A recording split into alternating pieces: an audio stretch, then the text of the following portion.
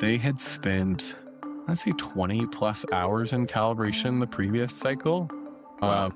I'd say driven by high value around fairness, high value around honestly investing in people. So the intentions are actually really good. And when we actually did that, it's just a slog. 20 hours talking is really hard. And that was the problem was, okay, how do we take this thing that has historically been really hard?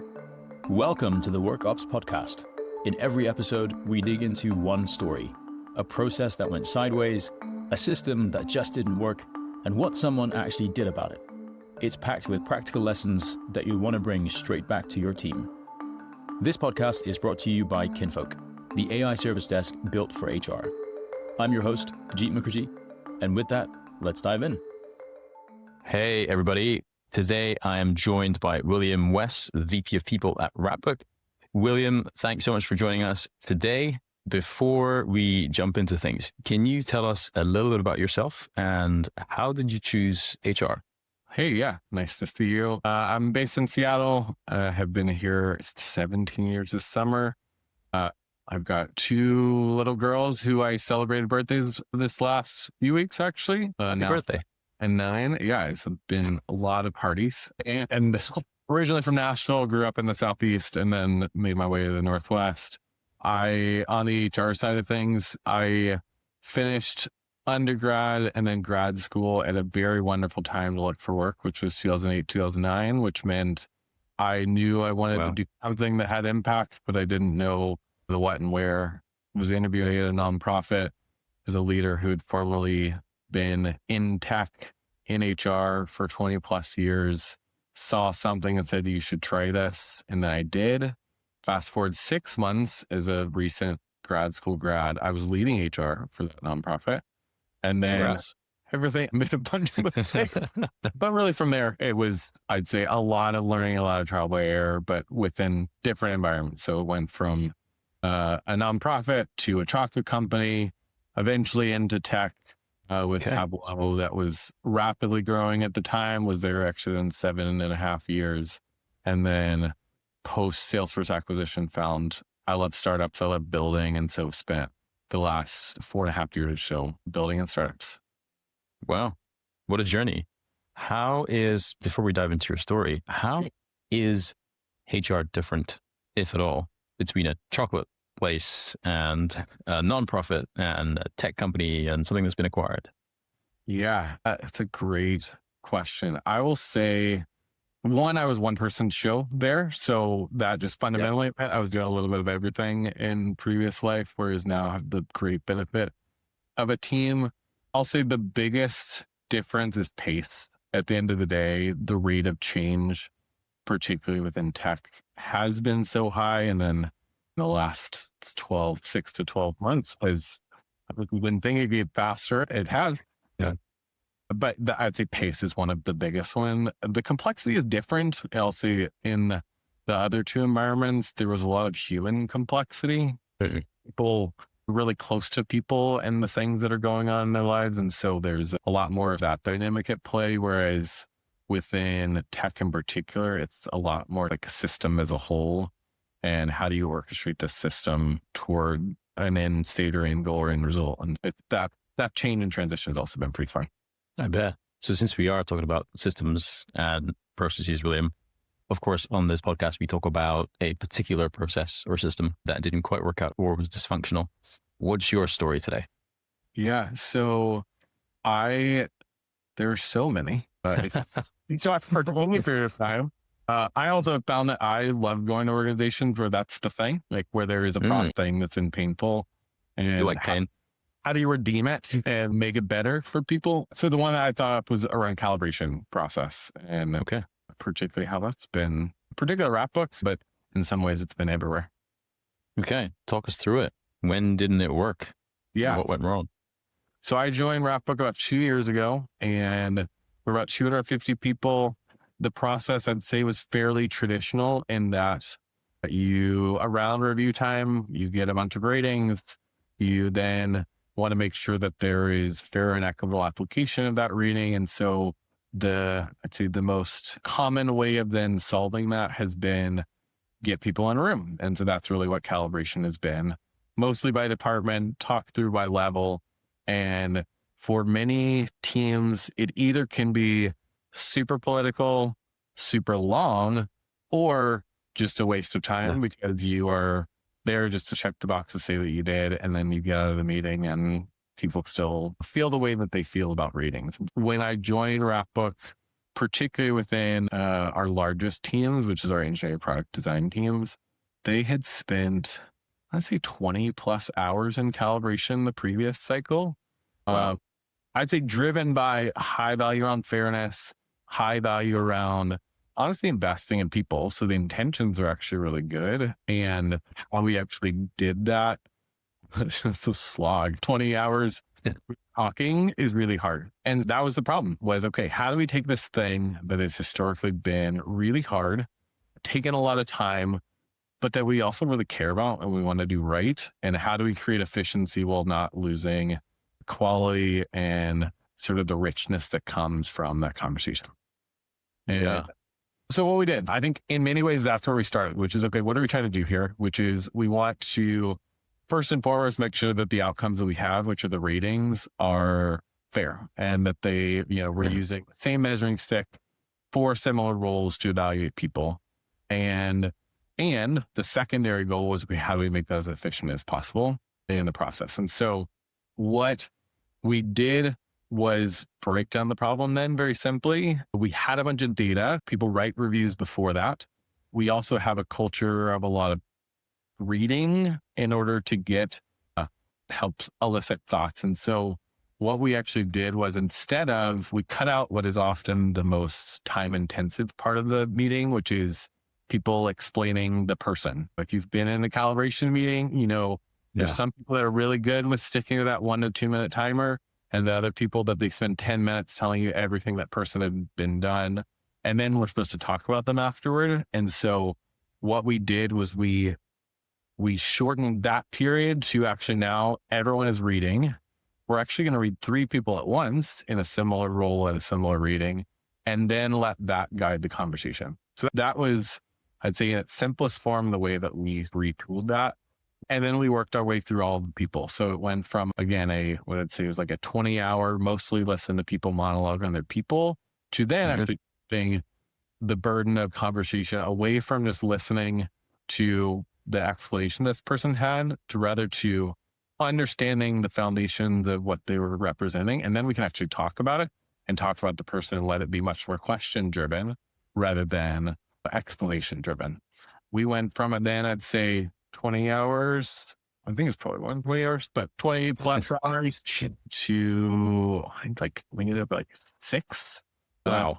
The first year. And everyone left calibration feeling good, believe it or not. It sounds like you actually went from not doing calibration and just talking to actually doing calibration, because you actually talked about the framework and why are we positioning someone in this particular way versus another. Totally. I think the other thing, which ended up being, I don't know if it was unintended or just really strategic, but we didn't say that loud, which was one of the reasons why there was so much time being spent was that we were both calibrating and talking about development. And those often can happen together. And the amount of time and the context that you need to do that, I think, are very different. And so the other thing that we did was actually then intentionally separate those out. So calibration is about the fact that this person is awesome and we want to high five and celebrate them. Great. Not this time. Are they meeting this definition for this rating? Do we have alignment on that? Great. Let's move on. And then we pulled in, using a similar model, we started then talent reviews on an off cycle with that same intention, or with the intention rather, not the same intention, but the intention rather, let's talk about the more qualitative. So we're actually not going to talk about ratings at all. We might use those as like directionally, but we're going to talk much more qualitatively about the growth and development. And that also then it reverted the pressure from what we were trying to do, which was really do everything in this one meeting, because this is our time, to we have time set aside to do these different things. And again, we're going to use some prep work to help make sure they're as efficient as possible. That sounds great. It's interesting, right? Because everything is so connected. that for the human brain not to want to make those jumps and fill up that entire 20 hours, it's actually really hard. So to bring that down from 20 to 6 hours is pretty amazing. And were you seeing, before you made the shift, any kind of reactions or implications for the folks that were receiving the ratings after spending those 20 hours? Because it sounds like people were coming out and there still wasn't much clarity. So I'm guessing maybe the folks that were getting the ratings were also unclear about, why am I being rated that way? Was that the case or not really? Yes. I think in some ways that is the perpetual challenge of being a manager and or an HR leader, is that you're trying to bring clarity and you only have so much control over the dials that get you there. And I will say the more focused that we've gotten, we've cut out the noise that managers need to sort through to then be able to articulate that. I'll say, to your point of everything's interconnected, it can't just be that either. And that's one of the things I think we're continually investing in, which is how do we then equip leaders to be able to have those conversations? Because calibration is one input, where you got the data right as another input. There's a host of these inputs that we have to get right. We have to enable managers on hard conversations, as an example, or development positive conversations. Like all of that comes together. So I'd say it helps, but on its own, it was never going to solve the thing. It was, I'd say, an important input in a stream of inputs to get us there. Yeah. And so it sounds like it didn't happen overnight. It sounds like it happened over a series of weeks, months. How long did this transformation take? I'll say, so it was really, I'd say 2 cycles is really how we got there. So the first, I have made, it's just worked out, I want to say 3 companies now where I've joined right before a review cycle, and then the multiple engagement cycle happening at the same time. And so what that has meant is that I'm facilitating calibration meetings in my first or second week. Nice. And so I think that was the thing here. This is maybe my 4th week was the first one. So I had a little bit of context, but not a ton. And so, yeah, the first time it was very much okay, let's take this thing that we had historically done, and there had been a little bit of pre-work, but it was very conversational on, okay, how do we just get it down into something that's going to be palatable? And then there's somebody in my team, then the next cycle, somebody in my team came in and was like, hold on, we did this in a spreadsheet. What if we do this in a deck that's much more conducive to actually reading, rather than, I don't know if you've been in a spreadsheet where everyone is trying to filter and somebody doesn't do their own filter and all of a sudden you can't find your, And so that there's been a healthy evolution that's both actually saved the prep, because there's also a time part on our part to then the presentation, which has been through a deck. I'll say on that, AI has helped dramatically with all of that, because now the work that has been, I'd say, like manual pulling into different sheets are things that, we've been able to experiment with. So I won't say we've nailed, but we are finding plenty of applications where AI can help, and I'm excited to see how that continues to go too. That's awesome. I'd love to dive a bit more into the AI piece in a little bit. But before we do that, I'm curious to hear, it was great to hear that it was actually someone on your team who said, hey, we can improve this. We don't have to be on these sheets anymore. Maybe just a simple thing of tweaking the presentation is going to make things more effective. Did you find that in this process of doing it the old way to the newer way, going from 20 hours to 6 hours, was there also a internal team mindset shift that you had to make? Or was it also primarily on the receivers, on the manager side, that it was like, hey, let's do things differently? Yeah, I would say I have overall at Wrapbook, I had the benefit of the first hire that I made was a business partner, and then was able to add another to that role and team. And therefore in doing, we got to set the direction for how we do it out of the gate. And so, and how we do it, meaning we do it one way and it will need to evolve with, at the end goal, me as somebody who grew up as a business partner, like that's the world that I was raised in a lot of ways, taking very much a business first mindset. And what's the thing that's going to deliver the most value for the business? Let's understand them where they are. And that has in a lot of ways been how I've hired since I've been here. And so fortunately, internally, great game. What's going to get the best end result? There wasn't a ton of convincing within our team that we needed to change how we do it because we didn't like sitting in 20 hours meetings any more than the business did. Yeah. So that part, fortunately, was Nice. not a barrier to overcome. And I imagine the folks who were involved in this, the managers, they must have been super open to this, because the fact that you're not asking them to sit in 20 hours of meetings anymore, that must have been godsend for them. I imagine there was no resistance there too, right? I have not met a manager who, when you say you have less time in a meeting, particularly with HR involved, that they're not going to be excited. Good. So I say that, and so very much. And the thing that drove the time investment before still was this really deep desire to make sure we're being fair. And so, which is a value that I personally really hold tight. And so making sure that we were not only focused on efficiency, but also talking about here's how I actually think we'll get better results, people, so that you'll be better equipped.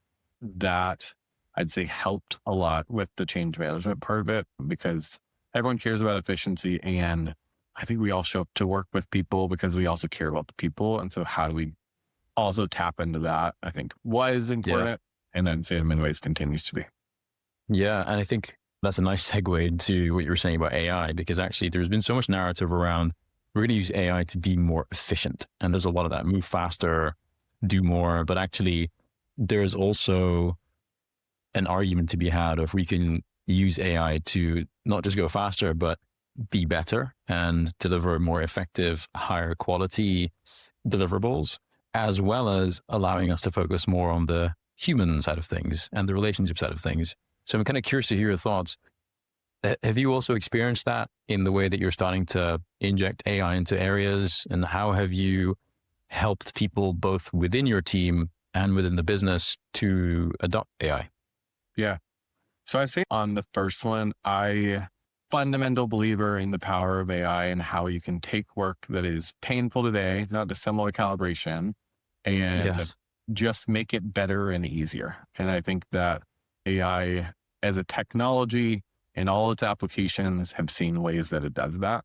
And I think the for what is really important and often gets lost. I think efficiency absolutely matters. I think that we all would love to work more efficiently, because either that means we don't have to work as hard and we can spend more time doing things that matter to us, if that's the orientation of your life, or within the context of work, we can not have to do the things that are as hard and do the things that really give us energy or have higher impact. And I'll say I fundamentally believe, particularly in the context of people, that AI is best positioned to help us then invest more in human connection and make those human connections stronger. Because I, both at a individual level, corporate level, and then I will go into philosophy in the world, we all need more connection in the world, and then we're better as humans when we do. And so my continual hope and expectation with AI is that it is enhancing human connection, not detracting from it. Requires a lot of intentionality, but I'll say a great example, and this will get to the second part, which is we recently, so Ashby is the ATS that we use internally. We moved to it about 2.5 years ago. I've been really pleased with it. And they have an embedded AI note taker in the system. And this is, I think, a simple but great example of where AI can help enhance human connection. So I now have a note taker that is on my call, on my interview, which by nature of not needing to focus on capturing every word that someone said or key points that someone said, I can actually just have a really good conversation and create a connection with this candidate, which I think increasingly is important in a world where really good people are harder to find, and you have to have that what else to get them. Yes. And I really believe that within the context of recruiting, the connection that you create is a really important ingredient to that. And so great example of here's this technology that by nature of automating that thing, like taking notes in a meeting that you can refer back to, now I can actually just have a conversation with you. And so that's in many ways the framing of our team. I'll say like overall, on AI, we're on the journey. I think everyone says they feel behind. We're in the same boat, which is we stay behind, and also are making really intentional investments, both at an individual. We've given pretty free access to the range of tools, whether that be ChatGPT or Claude. and encourage people with whether that be trainings or just like consistent messaging on think about ways that you can use these tools, whether it's like comms, help with data analysis. That's been one. Two, the natural evolution has then been on workflows and where can we look at automating workflows. Some of that is through building some of your own via Claude. In other ways, it's bringing in other tools or point solutions that can help you automate, like offboarding, onboarding is a great one within the people world. And then the last part is then just looking at some of our foundational systems and making sure that they are going to enable us to both automate those workflows, but also create an experience on the employee facing side that is consistent with the messaging that we have overall as a company, which is that we want to, again, automate away the things that are really painful and hard and make really great experiences that are connective on the things that really matter. There's a lot there, and I want to talk to you for way more than the time that we have about that. But just to summarize, and maybe we can dig into some of those things you mentioned, clearly there's a thread of good employee experience and connection across everything that you're doing, which is amazing to hear. And I want to talk to you a little bit about connection in recruitment and the candidate experience in a little while in the age of AI. And that's one piece. The second thing, it sounded like the idea that everybody should be using AI and you're allowing people to experiment and have access to all these different great tools. I'd love to then dig into who is leading the charge, if it is anybody, or does it sit with HR? Does it sit with IT? Is it more democratized? That's one area. And then the other great thing you said there was that you're starting from like the workflow itself. So you're not starting from, hey, we need a tool or we don't need a tool. And it sounds like for you guys, it's not like a build or buy, but it's more like what's going to be the fastest and most elegant and efficient way to solve the problem. Sometimes it's going to be build with Claude. Sometimes it's going to be buy. Those are the three areas. Let's see how far we can get. And then I do want to come back to calibration and how you're using AI in calibration. So one question on the candidate experience. Have you so far come across, I've been hearing these stories about these AI avatars turning up and you got to ask them to hold up fingers in front of their face to let you know that they're real or that they're the person that they are. I'm hoping you haven't experienced this, or are you also facing this in your hiring process? I would say it has been sparse but true, which is we have had, I want to say a handful of the name on the Zoom doesn't match the name of the resume or the face doesn't match what was on LinkedIn or whatnot. So it has happened. I think fortunately, and I'm happy for my TA team that has not been their consistent experience. I did see the 3-finger video actually the other day because it's gotten better. Like the video gotten better and better, but it has not been common, though it has existed.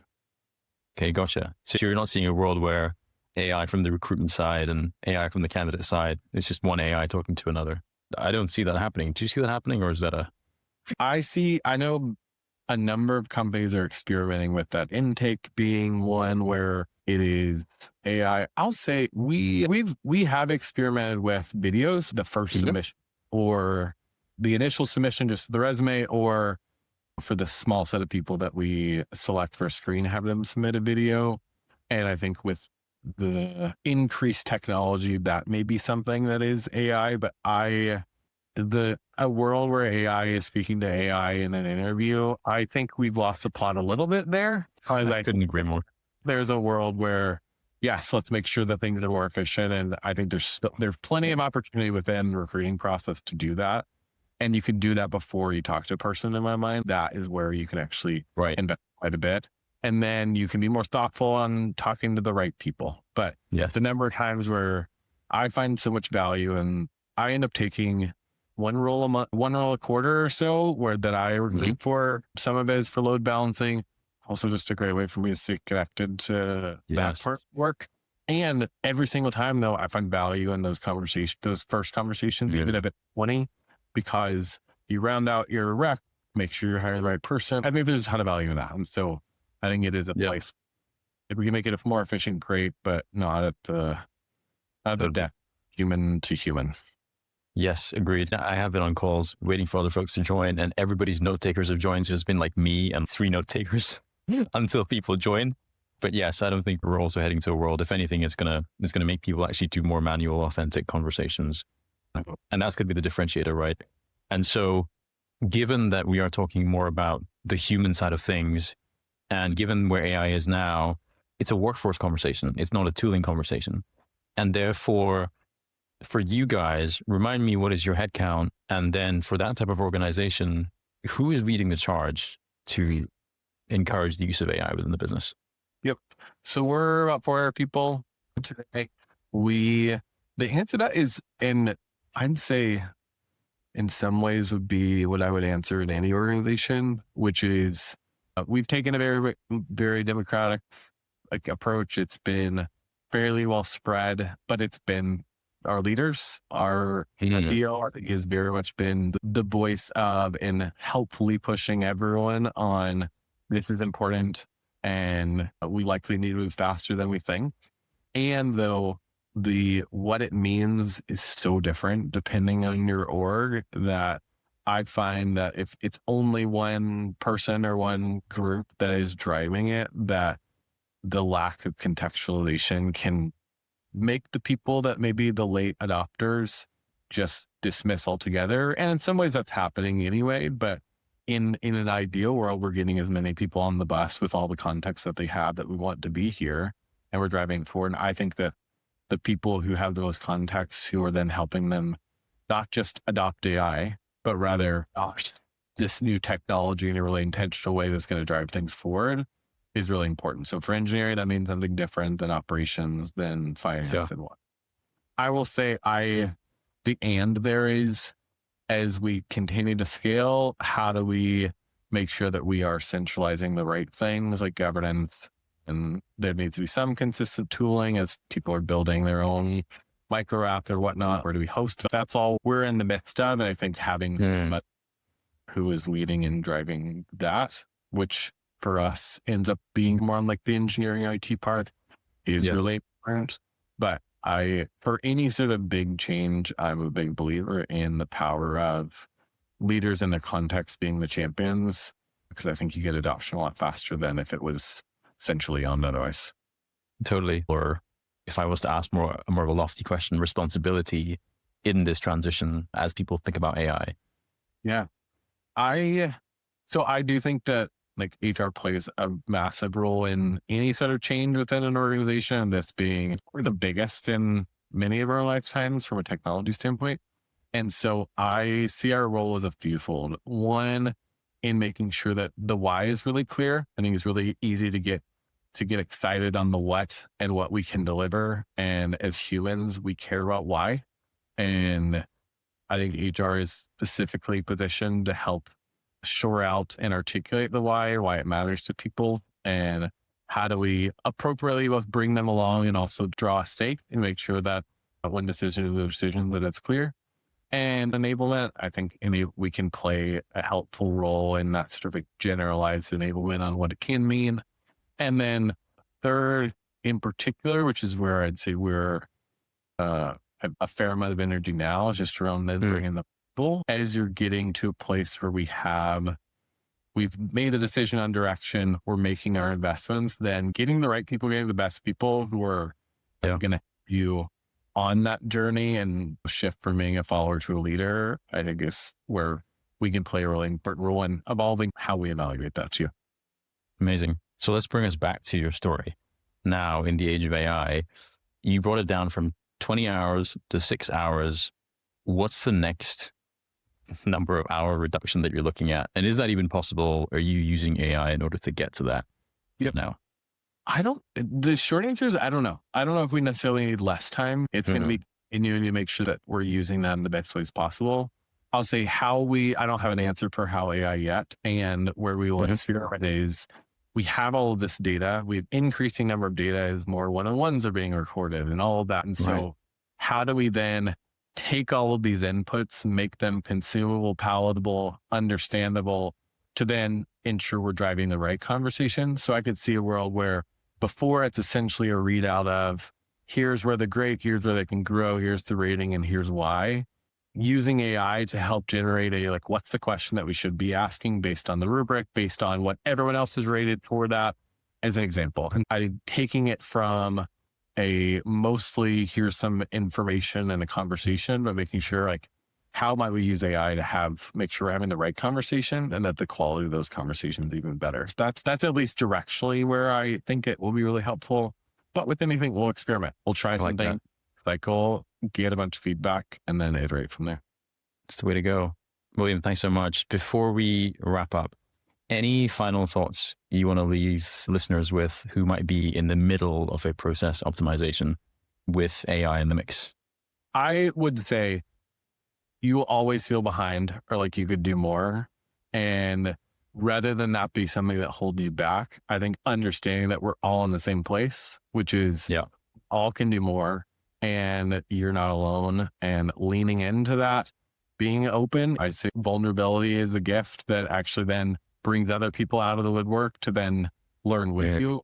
And so I think just accepting that you're behind, that's okay, which then opens you up more to learning, has been the biggest, I'd say, gift for myself in the last 6 months. And it takes me from a place of feeling stressed or ashamed or whatnot to like, great, we all got to learn. Let's go.